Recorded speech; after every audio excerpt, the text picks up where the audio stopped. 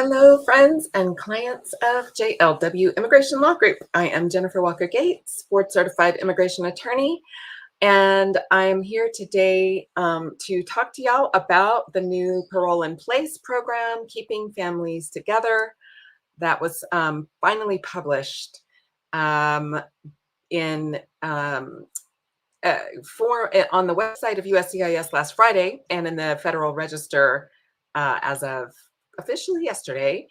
And it is mostly good news. The application appears to be working. I have seen people already posting approval notices. It's really exciting. It's moving fast, especially if you're able to get your application filed quickly. And if you already have a waiver application filed, that seems to really help because they can run the biometrics that have already been provided for the waiver, and you don't have to go have them taken separately. And then ostensibly, you can go ahead and just get approved like that. So that's what we've already seen. Really excited about that. And I am going to close that because I had a fan blowing on me. It is hot this time of year. So I am going to really quickly, as people are logging in and getting ready to ask questions, I'm going to start talking a little bit about the criminal disqualifications for this program, because that is the thing that's going to be, I think, the trickiest part of dealing with the application for Keeping Families Together and Parole in Place. So there is a list of crimes where if you have a conviction, you are automatically disqualified from being approved for this program. That list is not going to be surprising at all. It's going to include any felony, any kind of felony charge, any charge or conviction related, bear in mind, these are convictions, not necessarily arrests, okay? So convictions will definitely disqualify you if it is a conviction for any felony, any firearm offense, sexual abuse, aggravated assault, domestic violence, any kind of domestic violence or child abuse. Also, child neglect crimes will also disqualify you, and any kind of drug offense, except for simple possession of 30 grams or less of marijuana. So there is an exception in the immigration law about one possession of marijuana conviction for personal use. There is a waiver that is available. So those crimes can also, that crime is not necessarily an automatic disqualifier for the Biden Parole in Place program. All right. I'm glad that you're sharing the video. Please do share the video. While we're talking about that, sharing the video, please take a second and subscribe or follow us on Facebook or YouTube. We do put out videos at least once a week, often more than that, to provide information. So I want to make sure everyone has good quality, trustworthy information about how this process works, how any of the other processes in immigration law work too. There's a lot of misinformation out there, so I want to make sure that as many people as need it have access to the good information. So please do share, also subscribe, and get the word out that way. So going back to the disqualifying crimes, what we have seen in the Federal Register and in USCIS's information online is that someone who has any kind of other criminal conviction, any kind of conviction for, I think they say any conviction. So that could be potentially traffic related, certainly a DWI, any kind of assault that's not necessarily aggravated, that's not necessarily domestic violence, but it's just, a basic assault, got into a fight at a bar or something like that. Or you have a case where you were going to be convicted of one of those disqualifying crimes, but the crime was reduced and you were convicted of a lesser crime. What the guidance is telling us is that those will create what's called a rebuttable presumption of ineligibility. So I will tell you what that means. Rebuttable presumption is a legal technical term that means the default response to your application is going to be that you are ineligible. That means when immigration sees your application and they see that you have a conviction on your record, they're going to say, whoop, looks like this person's ineligible, but there's a rebuttable presumption. That means you can rebut, you can provide evidence to show that in spite of that conviction, you should still be approved. Okay. This is a discretionary program. In immigration law, discretion means they are weighing the good against the bad. Okay. So, what that means is that if you do have any kind of conviction in your record, you need to provide plenty of evidence to show that the good factors in your case outweigh the bad factors. So, the bad factors you'll have to prove up with all the documentation from the court. Then the good factors are going to include all the other good stuff that you have going on in your life, your family ties. How many children do you have? Your work history in the United States. How reliable? How much have you contributed to the economy? How much have you contributed to your family? You might want letters from your family and your loved ones. If you're involved in church, you may want some additional evidence to show that you're supporting your community, you're helping, you're involved in your community. If you do volunteer work, that would be a great thing to provide. The other thing that is going to be very important for anyone who has a conviction is taking responsibility for your crime. This is a mistake that I see a lot of clients making, is that they feel embarrassed about what happened. And so they either try to blame it on someone else, or they, in some way or shape or form, try not to take actual direct responsibility for the fact that they have this conviction on their record. That is a mistake. USCIS can see very clearly that you have a conviction. That means you made a mistake. Congratulations, you're human.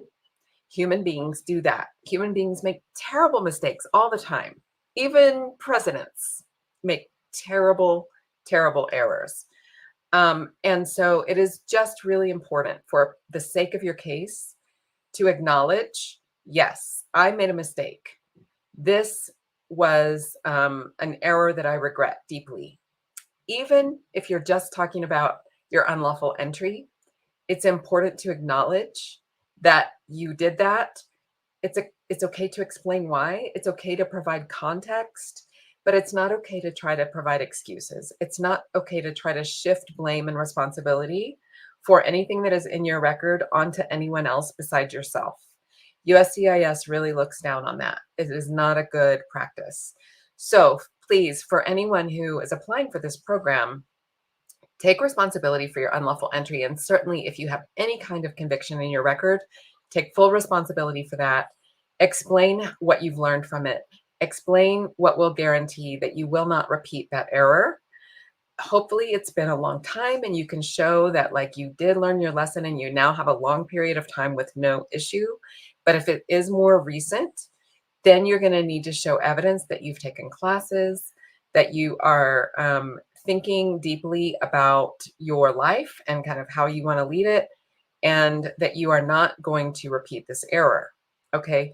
So it's really, really important to take that on. It's also, if you do have any kind of conviction, really important to provide additional evidence of positive discretionary factors in your case, like your family ties, your community ties, your work history, and good things that you've done in the United States and for your community, in addition to this mistake that you've made. Anyone who's going through this process with any kind of criminal issue, I do hope that you will have a trustworthy attorney helping you with this. But if you don't, if you can't, at least hire one for a consultation so that they can give you a little support and guidance in how to approach this, how to document it effectively, so that you can hopefully get approved in spite of any kind of past error that landed you in criminal trouble. All right. So we do have a couple of questions. Let's see. Hold on. Thank you so much for sharing our video. I see you here on Wednesdays at noon, and I'm glad that you're here again. I'm happy to answer any questions for you or anyone in your group about how this process is working and what's going on with it. And I will be happy to share whatever information I know. Okay, Eric Nava. Let's see what Eric has to say. I have my I-130 approved, awesome, in 2020, but I didn't do anything after that. Is that still valid? I want to do PIP, and I want to add that I have DACA and I qualify for PIP. Okay, good. Yeah, I think a lot of people who have DACA will end up qualifying for PIP as well. So, with respect to the I-130, Eric, whether or not that is still valid depends on whether that I-130 was transferred to the National Visa Center, and if they have tried to maintain contact with you and you have fallen out of contact with them, it is possible that that I-130 has now been terminated. That doesn't mean you can't file another one, but with the I-130s, there is a portion of that form that asks about final processing information. That portion of the form is really, really important to fill out. People indicate that if they're doing final processing outside the country through consular processing, or they're going to do it inside the country through adjustment of status. Okay, so your comment says, yes, it was transferred. So when a case is transferred to the National Visa Center, the National Visa Center begins email correspondence with that person. And they will ask you to be in touch with them at least once a year about the status of the case. If the case hasn't progressed after 4 or 5 years and they haven't heard from the person, it is most likely going to be terminated. But they should have sent you communication about that. So if in your email you do not have an email saying your case has been terminated for failure to advance or failure to communicate, then it should still be valid.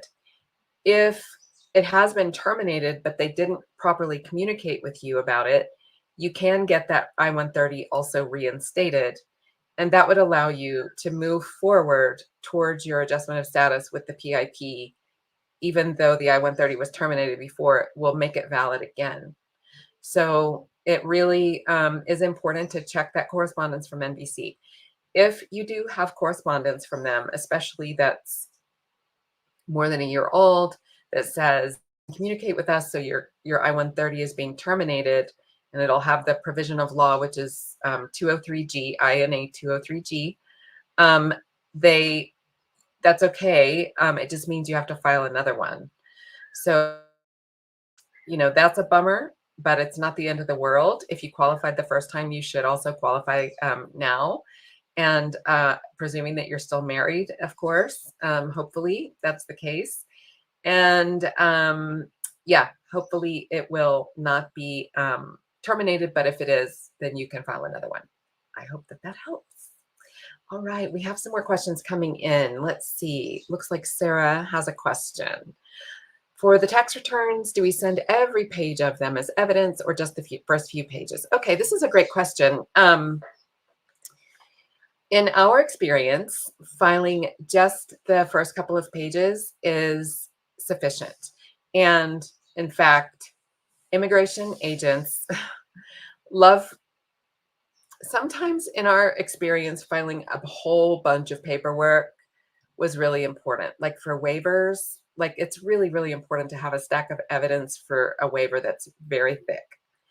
But they do still appreciate quality over quantity. Those people who are adjudicating these cases are going through literally thousands of pages, probably every day, definitely every week. Therapy dog, sorry. So in our experience, it's really good just to provide the first couple of pages. What you're trying to do is establish this person was present in the United States on this date. Now, a tax return is kind of good for covering a whole year, but there's nothing in the tax return itself that fully establishes the person was actually physically present for that whole time. So in addition to the tax returns, okay, it's good to have a couple of other things for that year as well. Maybe a bank statement, maybe a bill, maybe it could be potentially even an email, but bank statements, bills, paychecks, those things are more direct and more effective evidence of physical presence in the US than just the tax return. The tax return is helpful, but as I was telling one of our clients the other day, it's good to have the tax returns plus. That's what we saw with DACA. That's what we've seen with U visa adjustment of status, where you have to provide evidence of physical presence. USCIS does not like it when you just only provide the tax return. You need a few other things too. So I hope that that helps. Let's see who is next. Giselle has sent me a big long question. Let's see what you've got, Giselle.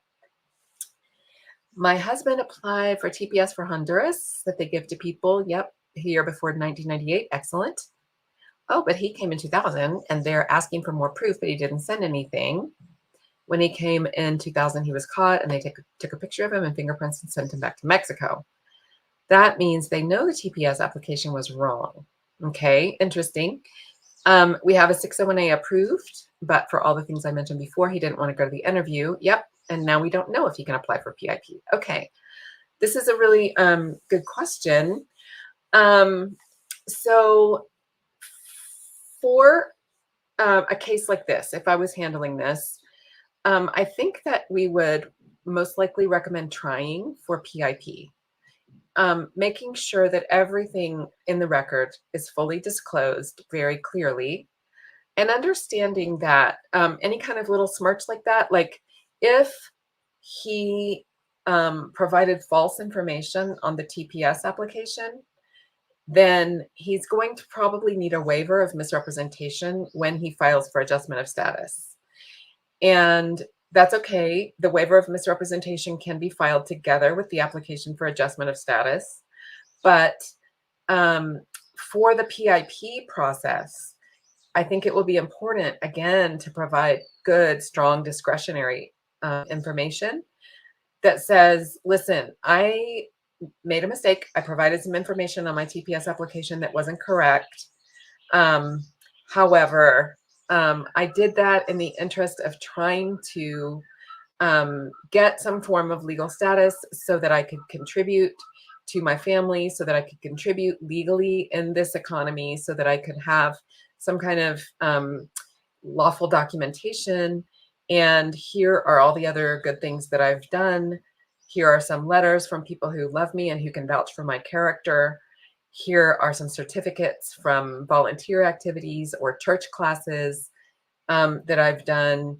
I've never been in trouble with the law, anything like that, that you can help boost up the person's application will be important to include when they have any kind of misrepresentation in their past or something like that. Now, it is possible that your spouse was provided TPS by mistake.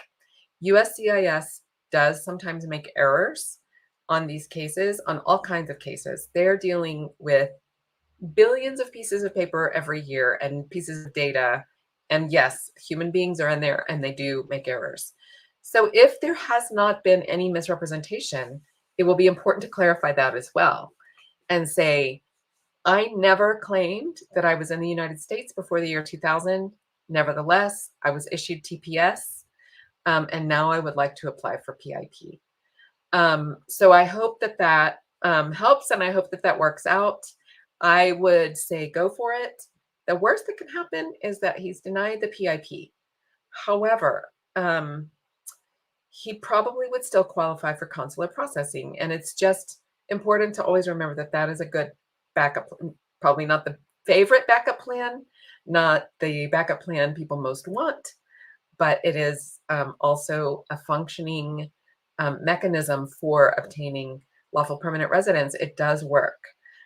We have probably helped 1,000 families go through the consular process to achieve lawful permanent residency in my career, and I'm very grateful for that because those folks are able to go on and become citizens. They're able to petition their family members.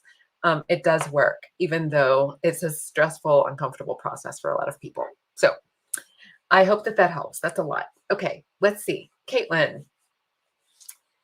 My husband was arrested for driving with a suspended license. The license was suspended for driving without a license. Yep. We submitted all of the case details and a separate page with an explanation. Do you think that's good enough to cover? Caitlin, that's a great question. This is something that we see a lot. I think that it's hard to say exactly how these things are going to be treated, but in my experience with traffic violations of this nature, they do not cause someone to lose or get a denial in their case. That is my experience. I don't know how stingy USCIS is going to be with the approvals on this. It's not to say that they couldn't do it at all, but they also, this program is recognizing that people have been unable to get lawful documentation in many states, in many places for a very long time. So having driving without license convictions shouldn't, I think it would really undermine the spirit of this program if they were going to use that against someone. I would be really surprised if they denied anyone for having a driving without a license conviction, or even a few of those. Very, very common for people to be arrested for that and convicted for that when they don't have any way to get a driver's license, but they have to work and support their family. So I think it's just still important to submit that positive discretionary information, but you can always do that. That's the great thing about these online applications too, is like if there's something that really reflects well on your spouse that you didn't submit with the initial application, you can log back into the website and upload it, and they will consider it as long as the case hasn't been approved yet. So if you have submitted some stuff, but you want to add anything else, just go ahead and do that. And then hopefully you can continue to bolster your case if you feel like you need to. But again, I would be really surprised if those convictions led to any kind of actual denial of a PIP benefit. Okay, relaxing mind. What have you got? Are they getting approvals already for PIP? You know what? Yes, they are moving fast on this, and I figured that they would. I think that for people who already had either a long pending or an approved I-601A waiver, whose biometrics were already on file, they are already seeing approvals if they were early enough in the day on Monday. We submitted one about noon Eastern time. That was our earliest one on Monday. And we don't have an approval on that one yet. So I think people were getting at it really early in the day, and they are already getting approvals. So buckle your seatbelts. We're going to see these coming fast and furious. Okay. Weekly paychecks enough. Eric Nava. Okay. Oh, this is a great question. You have paychecks from 2015 to the present. Okay. So Eric, I think you also said you have DACA. So it is definitely not necessary to submit anything for every single week. The USCIS website specifically says that you don't need evidence for every single week. But if you have paychecks for once a month, maybe one a month would be the maximum I would submit. I would even submit maybe one every 2 or 3 months for those years. And you're also going to need some stuff from July of 2014. June, July of 2014. That is going to be a critical date to provide evidence for, because that's the initiation date for this program. So you definitely want to make sure you include something there. All right. So who wants to be next? Christina. Let's see. What other proof would you recommend? Marriage certificate, birth certificates for kids, pay stubs, anything else that is recommended to submit? Yeah, all of those things. So there is a list of documentation that is required on USCIS. There's also, as you are going through the online application, the pages themselves, the website, indicates to you what is required. So for example, it will say you need to upload proof of identity for the applicant. So that would, and they say we need a passport, a voter ID, some kind of photo identification issued by a government to identify the person who's applying. Then it'll say we need proof of the qualifying relationship with a US citizen. That includes a marriage certificate, as well as divorce decrees for any prior marriages. So it's very specific with what it's telling you to upload. And so as you're going through, it'll tell you exactly where to put that in, and then you upload it. All right, let's see. My goodness, these are coming in fast and furious. That's great. I'm thrilled. Okay, I'm going to be on until 1 o'clock. And so 30 more minutes before we get kicked off. All right. Okay, most of the questions in our group are pertaining to double entry. This is such an interesting question. So everybody started asking this question right away. We are so desperate for waiver reform for the permanent bar. The permanent bar needs to be able to apply for a waiver. But USCIS was very clear. Permanent bar will not be approved in this process. Online, their information states very clearly that if they have record that a person has been removed and re-entered without permission, they will not be approved for PIP. But that doesn't include people who may have had a voluntary return, which is a voluntary return is kind of like when a person's like, you know what, never mind, I was going to come in, but you caught me, so now I'm just going to go back. That doesn't result in a deportation order. When a person comes to the border, most of the time, what is happening when they get caught and sent immediately back is what's called a voluntary return. That doesn't create a lot of problems. If it is what's called an expedited removal from the border, that means usually they were trying to lie or present false documents to get in. That is a deportation. That's a problem.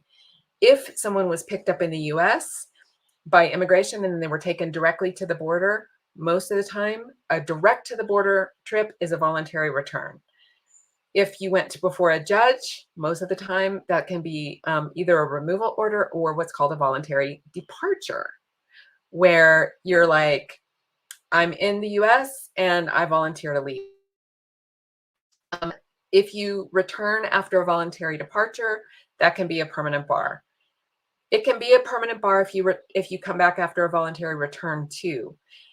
But interestingly, this application process does not ask about that. In my scanning of all the questions, I looked very carefully to see if they ask about all the entries. They do not ask about the complete entry history. They ask about your entry to the United States. The date of your entry is what they're asking about. It is not clear how those are going to be adjudicated.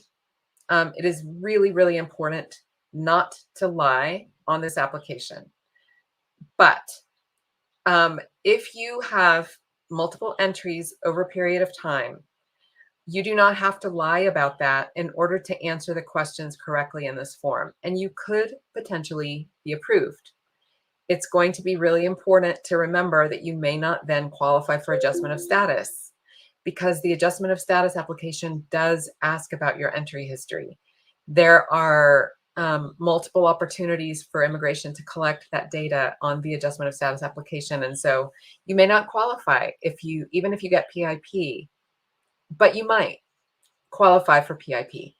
So again, this is a discretionary program, and it is not, USCIS was very clear that they had no intention of approving people who have a permanent bar. However, I will tell you that application doesn't include questions about multiple entries, and you can be very truthful in your answers and still potentially qualify according to my analysis. So I hope that helps a bunch of people. We shall see. Okay, let's see. Jessica has a question about criminal convictions. any risks to applying and getting denied because of a criminal conviction as far as being placed in removal proceedings? Okay. So the criminal convictions in this process could potentially land someone in removal proceedings. I think that's what you're asking, Jessica, is if someone applies for PIP and they have a criminal conviction, then that gets discovered and then they get placed in removal proceedings. That is a possibility.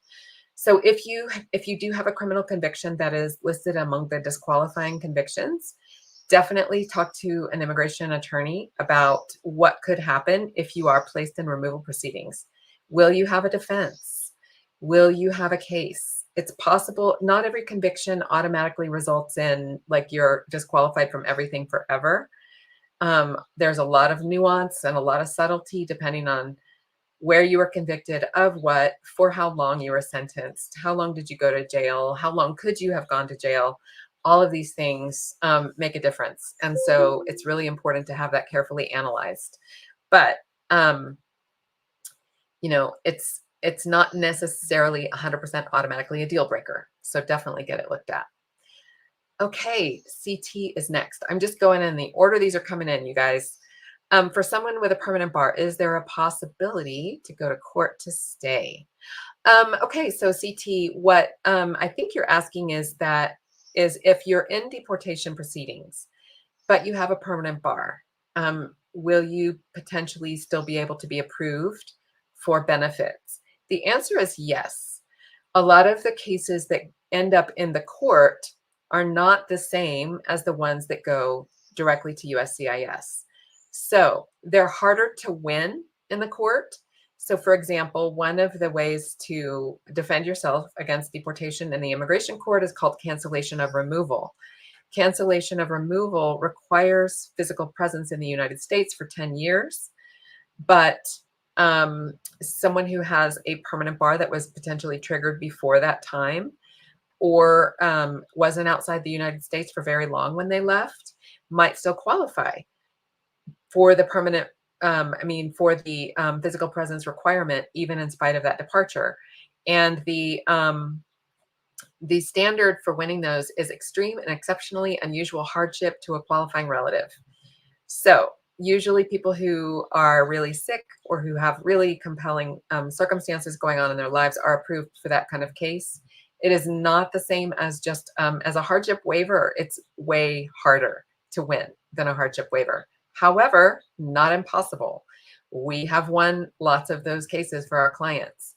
It really depends on the judge, the lawyer, the case, the circumstances, and it's important to get all of that carefully analyzed as well before you apply. Okay, I hope that helps. Melissa, you're up. Working under made up number, an issue if you submit paycheck stubs. Also convicted of misdemeanor in 2011. Okay, this is a really good question. Made up numbers, definitely not good.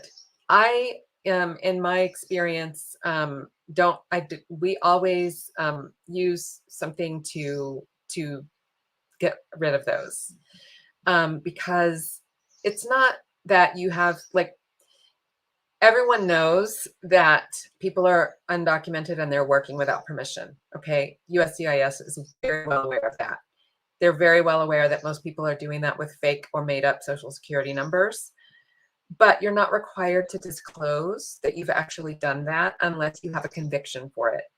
And so in my professional opinion, it's good to black that out, white it out, get rid of it. Don't just volunteer that information to USCIS because it's not required. Convicted of a misdemeanor in 2011, it's really important to understand what kind of misdemeanor. If it was a domestic violence case, if it was a DWI case, all of those are going to be important to have analyzed and look at and be ready to provide lots of positive discretionary information on that application. Otherwise, you could end up getting it denied. And so you just want to make sure that you look really carefully at the balance of factors and understand how to provide a good positive balance. Okay. Thank you for all your questions. Yes. Okay. Marie, let's see. I just joined. What if my husband has always been paid cash? No bills under his name. Graduated in 2014-15. Well, that's really good evidence of physical presence. School graduation. 2016 to 19, he has no official records until we got married in 2020 and on, and now we have 3 kids. Okay. So in cases like this, these are tricky. However, does your husband, did your husband ever have like a phone bill or a cell phone, or did he have a social media account?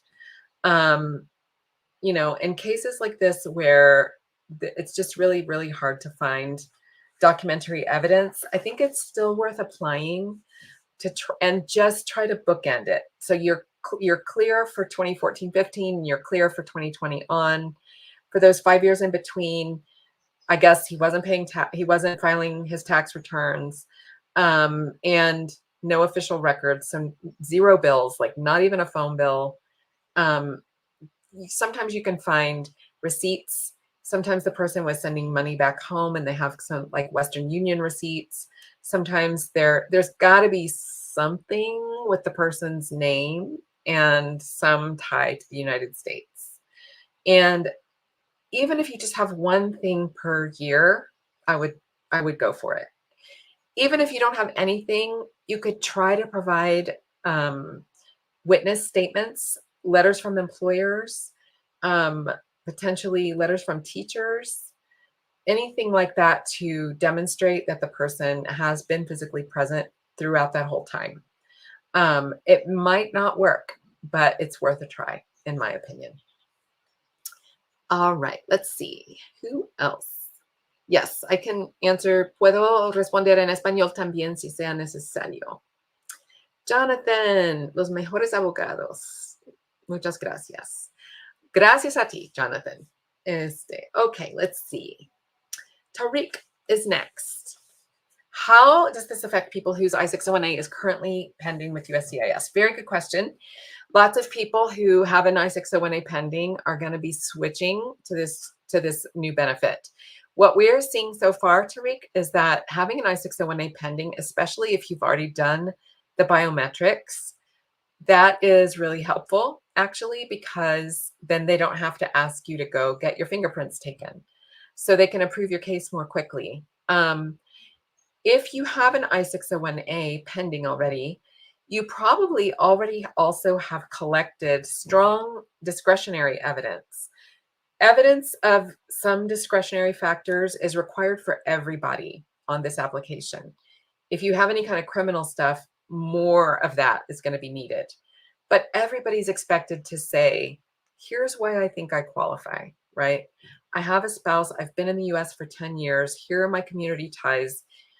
Here is why I really need to remain together with my spouse and my family through this process. It's important to be able to articulate that. If you have an I-601A pending, most likely you've already done that at least once. And so you can use that documentation again. So that can be really helpful as well. Bear in mind, once the PIP is approved, if you submit an application for adjustment of status, your 601A will then be denied, okay? But it shouldn't matter if your I-601A is denied because you're going to qualify for adjustment of status. You can also, if you want to, after your PIP is approved, before you submit your adjustment, you can withdraw your I-601A so that no decision is made on it and it doesn't get denied.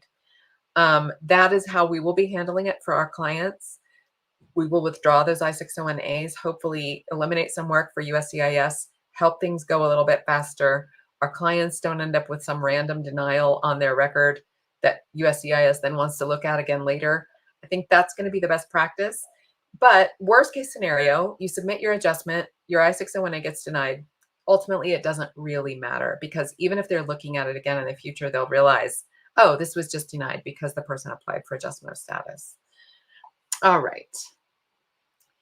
Let's see, Marie. It looks like we We got your question already. Oh, car. Okay, for 10-year proof of residency, can my father's phone bills with his name be enough? How do I prove that I was living with him? I only have Amazon order invoices under my name. You know what? Amazon orders is a really good idea. Hadn't even occurred to me, but of course, Amazon is everywhere for everyone. And so I think that having Amazon delivery invoices with your name is good evidence. If you don't have a period of time to covered, your father's phone bills maybe could qualify, but it also might be good if you can to include a sworn statement from your dad or from someone else who has lawful status in the United States, like potentially an employer or a teacher or a doctor or something like that. Hopefully that will help. But thanks for that idea about Amazon. I hadn't even thought about that, but that's brilliant.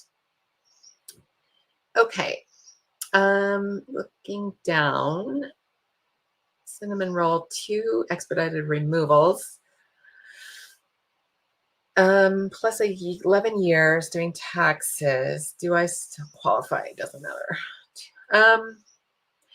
I don't think that expedited removal people, like, if it truly is an expedited removal that you have, that is the same as a deportation, and that is going to disqualify you. I'm so sorry. I wish that weren't the case.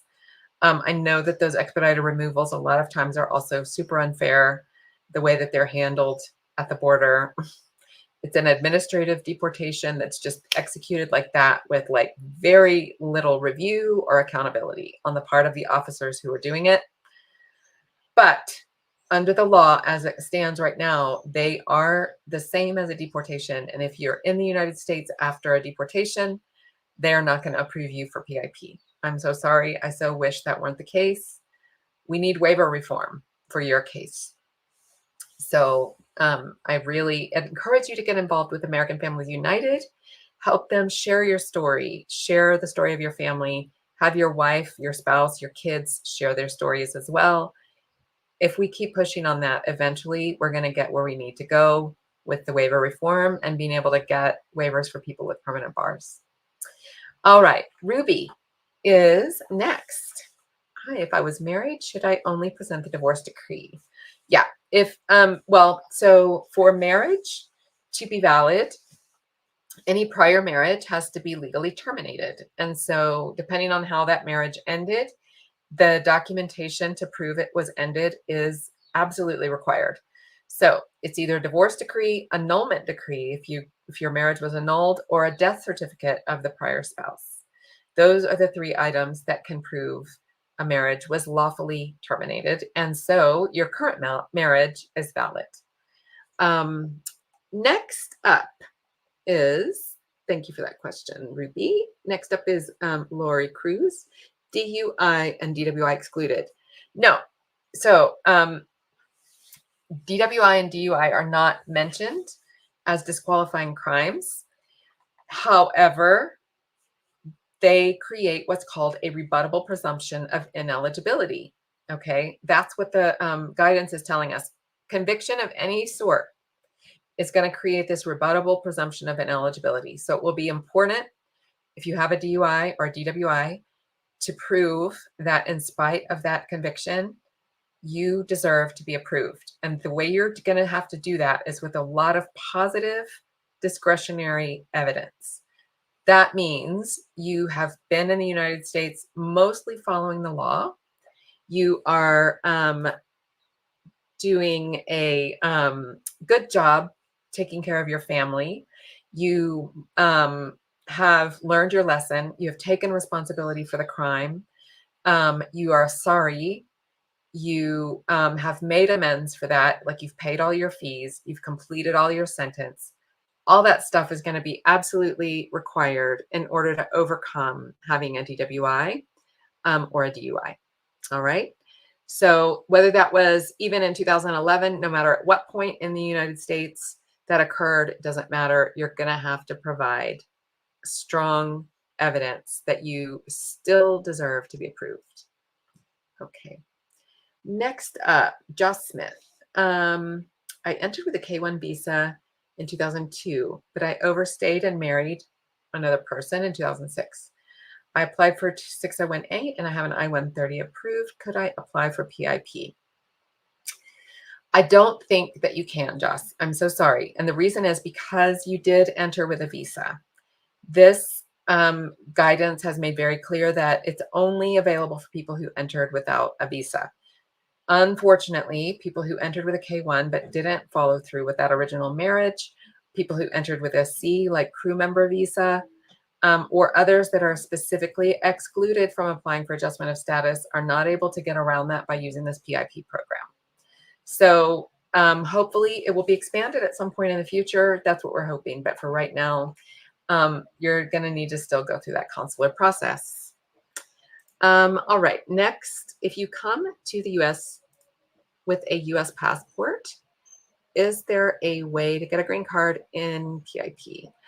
Okay, so Wilbur, if you made a false claim to U.S. citizenship, you might be able to get PIP, but you probably still will not qualify for adjustment of status unless that occurred before 1997. 1997 is when that became like a permanent bar. There's no waiver and there's no way around it. If that occurred before then, it's a misrepresentation, and there is a waiver of misrepresentation that you can apply for. All right, so scooting on down, we've got a lot of questions today. Just beware, I'm going to have a hard stop at 1 p.m. For other calls and stuff. And I think, I don't know, Facebook Live usually kicks me off after an hour anyway. So, and my voice might be gone by that point. So I will be here until 1. If you are not able to get your question answered today, I will be back next Wednesday at noon. So please come back and ask your question next week. All right, here we go, everybody. Next, Noviembre 11/16. Entry with a C1D visa that is considered as an illegal entry to adjust status. Can it be applied to the PIP? I just answered that. I'm so sorry. I so wish that it could, but it cannot.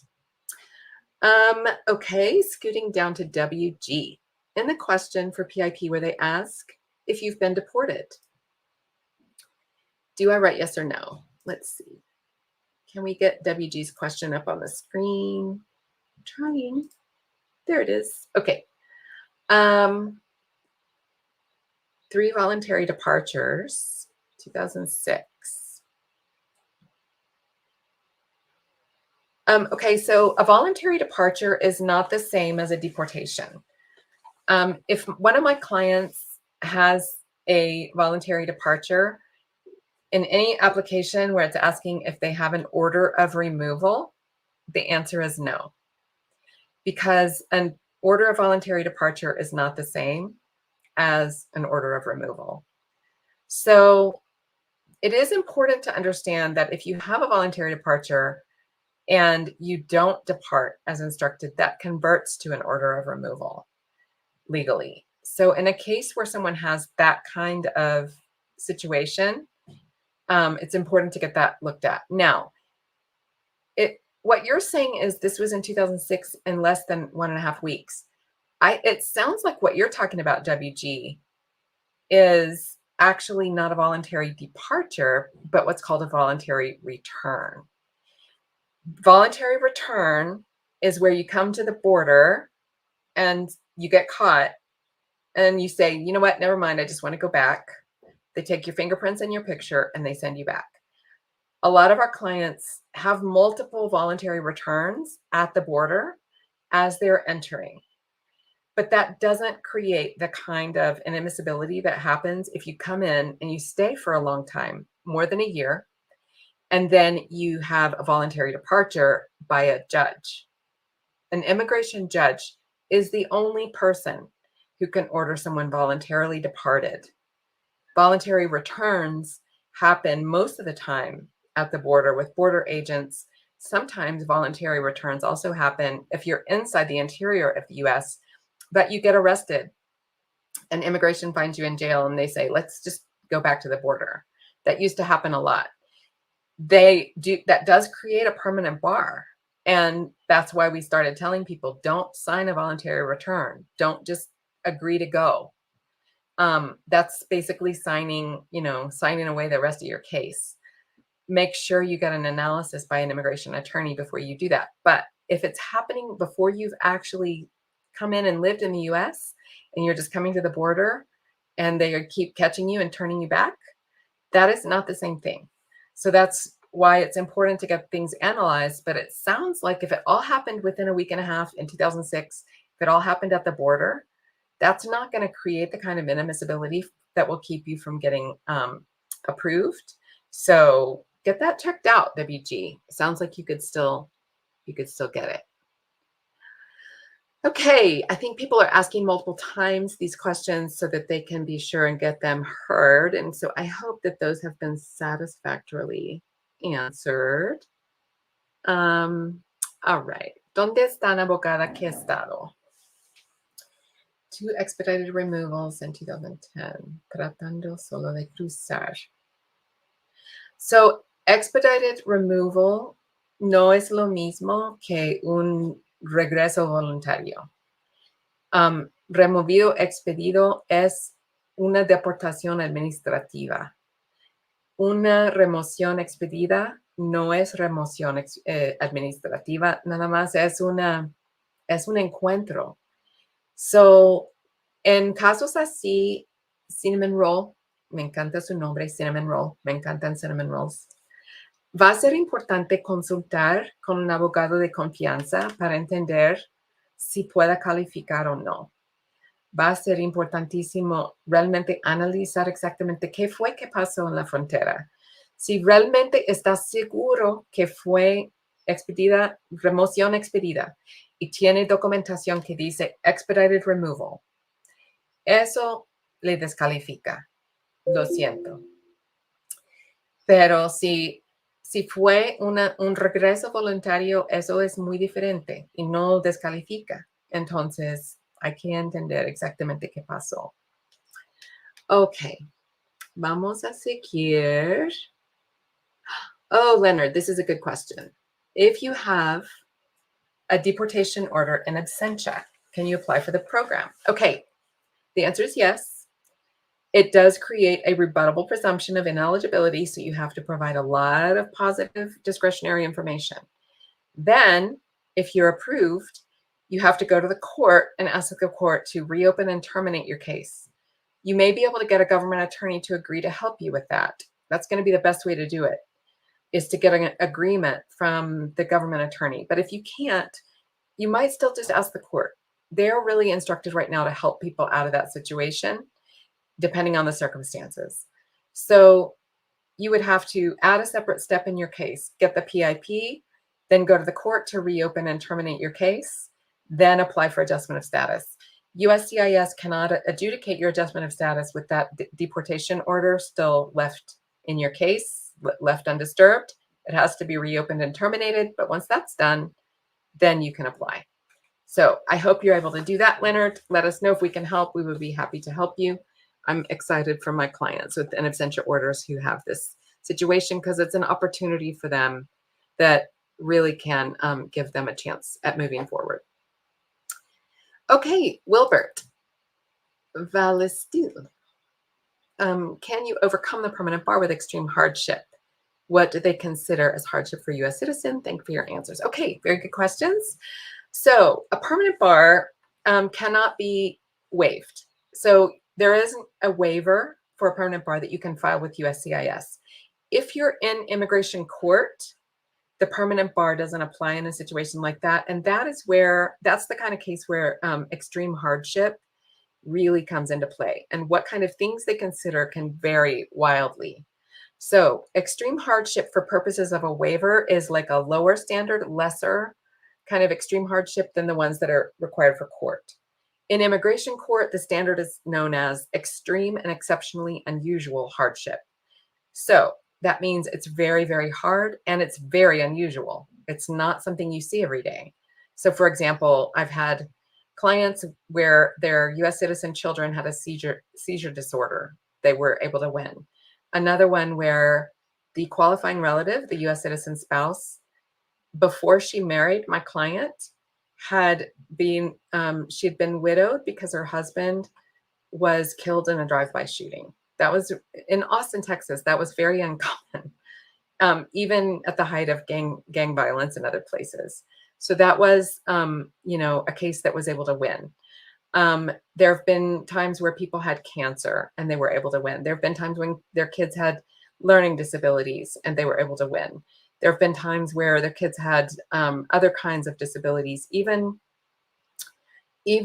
kids where there was like really severe depression and anxiety going on sometimes can win. But again, it's extreme and exceptionally unusual hardship. So those cases have to prove how unique they are and how hard. Okay. Those are the only way to get around a permanent bar is in the immigration court. Otherwise, USCIS doesn't allow you to apply for a waiver based on extreme hardship. All right. Let's see. Raul, I think you're going to be my last one. Okay. Wife got caught at border in 1995 2 times and then re-entered later. Left in 2000, came back without inspection 2001. Can she apply? Okay. So, Raul, can she apply? Yes. Will she be approved? I don't know. The form asks about date of entry. So I don't know if she's going to list 1995 or 2000, 2001 as her date of entry. If she were to list 1995 as a date of entry, they're definitely going to have a record of that. If they don't have a record of her departure and re-entry in 2001, it doesn't ask about that. But if they do have a record of that, then she might not be approved. It's really hard for us to say right now how those cases are going to turn out. USCIS indicated with no doubt whatsoever that they were not going to approve people with a permanent bar. And I have no doubt whatsoever that that application does not ask questions about the permanent bar. So it might be worth trying and seeing what happens. It's just important to understand, to keep your expectations in check, and to understand that regardless of whether the PIP is approved, adjustment of status may not be forthcoming in the future. And this is a 2-year thing, and that's it. So with that, I want to thank you all so much for your questions. These are excellent questions. Such an exciting moment for people to be making these applications. Get them in as quickly as you can. I'm hearing rumblings that the Texas Attorney General is going to try to file a lawsuit and stop this program from moving forward. He probably won't be successful. He's tried that all kinds of different ways with the Biden administration's programs, but you never know. So please, it's a good idea to get these things in as soon as you can, if you can. Also, elections coming up in November. Who knows what will happen? If you need help, reach out to us. We're at jlw.law. We are fast and furiously filing these applications. On jlw.law, you can click to schedule an appointment with me or either of my partners. We would be happy to assist you. We would be honored to assist you. Let us know if we can do it. Otherwise, back here next Wednesday at noon. Call us if you don't want to go online to schedule an appointment. Our team will help you schedule one, 512-633-1785. Everyone, please take care. I hope everyone stays safe. I hope everyone qualifies for PIP. Go get it.